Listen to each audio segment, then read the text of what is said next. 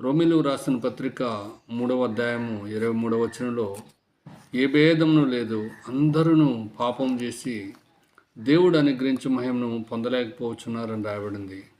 అంటే దేవుడు మహిమాన్వితుడు, దేవుడు అక్షయుడు, దేవుడు వెలుగుమయుడు, దేవుడు ప్రేమస్వరూపి, దేవుడు ఆత్మయ్య ఉన్నాడు.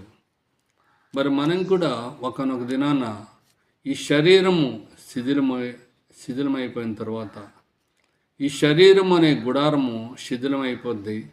శిథిలమైపోయినప్పుడు ఈ శరీరం దబ్బుమని కింద పడిపోద్ది.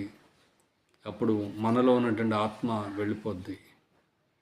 బైబిల్ గ్రంథం సెలవిస్తుంది, మన్నైనది వెనకటి వల్లనే మంటికి చేరును, ఆత్మ దాన్ని దయచేసిన దేవుని దగ్గరకు మరలా పోవునని రాయబడింది.